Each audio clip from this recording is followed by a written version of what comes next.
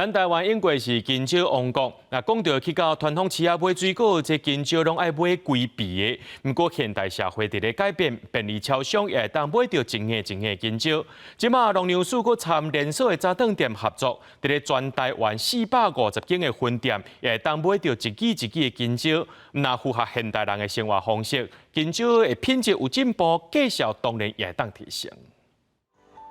金黄色的金蕉真好看头，过去金蕉拢是一皮一皮卖，但是现代小家庭变多，一皮食袂了就要放到过分。另外，因为金蕉真好食，佮营养，对现代人来讲是早顿的好选择。大约10年前，农民开始杀超商金蕉一支线卖。即马农粮署佮佮连锁早顿店合作，伫全台450间分店，也通买到线卖的金蕉。梅河的一个产地，有我们香蕉策略联盟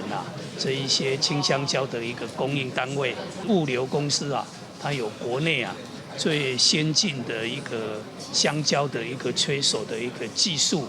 那另外也有不断链的物流配送体系，那刚好透过这样的一个合作关系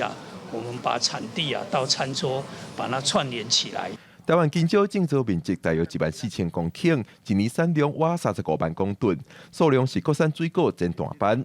产地业者估计，杀线卖金蕉了后，有约2000公顷，也就是1/7种植面积的金蕉，为传统市场的一皮一皮卖，转到超商、超市大卖场的一支线卖市场。除了符合现代人生活方式，金蕉会当加温运送，品质变好嘛较好价。迄价销1倍以上，加1倍以上。传统市场金蕉无法度伫一个加温的状况之下。伊的熟度会较紧熟，但是金蕉好食，就是因为伊伫个冷的迄个状态，咱讲的